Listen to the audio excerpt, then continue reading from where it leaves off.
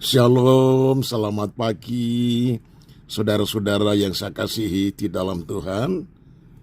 Jemaat GBI Karunia, Gracia, dan Karisma.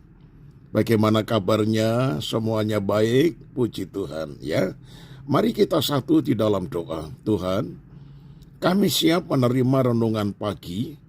Itu sebabnya berkatilah setiap kata dan kalimat yang kami dengar, supaya pesan firman-Mu ini betul-betul kami perhatikan dan kami lakukan, kami camkan, sehingga benar-benar menjadi berkat kekuatan di dalam diri kami.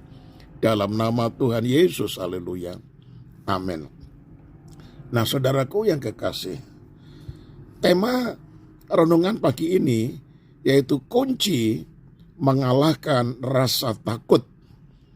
Mazmur 27 ayat yang pertama berbunyi demikian. Tuhan adalah terangku dan keselamatanku. Kepada siapakah aku harus takut? Tuhan adalah benteng hidupku. Terhadap siapakah aku harus gemetar? Nah saudara, menurut Kamus Besar Bahasa Indonesia, definisi takut adalah merasa gemetar atau ngeri terhadap sesuatu yang dianggap akan mendatangkan bencana. Tidak berani mengalami ketakutan adalah salah satu masalah terbesar dalam kehidupan manusia.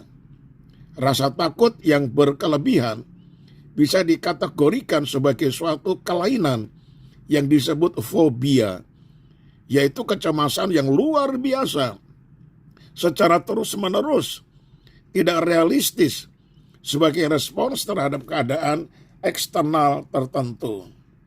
Nah saudara, penyebab rasa takut dalam diri tiap-tiap orang tentunya berbeda-beda.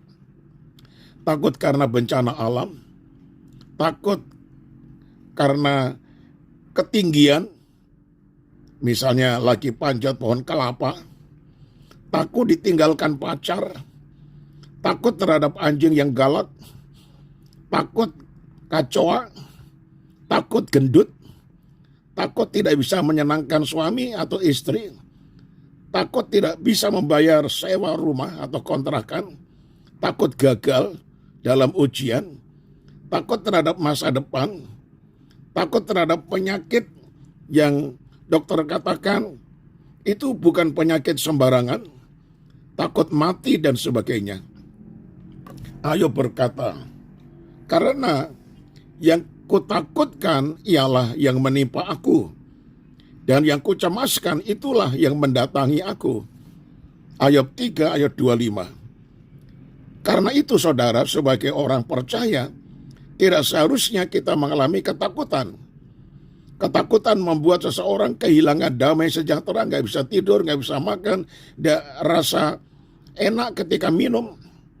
Ketakutan juga salah satu penghalang untuk mengalami berkat-berkat Tuhan. Karena rasa takut dalam diri orang percaya membuktikan bahwa ia meragukan kuasa Tuhan, alias tidak percaya sepenuhnya kepadanya. Banyak sekali ayat di dalam Alkitab yang menasihatkan agar kita tidak takut dalam menjalani hidup ini. Tidak takut terhadap masalah, pergumulan yang sedang terjadi. Salah satunya dalam Yesaya 41 ayat 10 berkata demikian. Janganlah takut, sebab aku menyertai engkau. Janganlah bimbang, sebab aku adalah Allahmu. Aku akan meneguhkan, bahkan akan menolong engkau. Aku akan memegang engkau dengan tangan kananku yang membawa kemenangan. Hal ini menunjukkan bahwa Tuhan selalu rindu melepaskan anak-anaknya dari rasa takut. Bahkan ia sendiri yang berjanji untuk menyertai, meneguhkan, menolong, memegang tangan kita, dan memberikan kemenangan. Saya tutup dengan kalimat ini saudara. Sebab Allah memberikan kepada kita bukan roh ketakutan, melainkan roh yang membangkitkan kekuatan, kasih, dan ketertiban. 2 Timotius 1 ayat yang ke-7. Amin. Mari kita satu di dalam doa.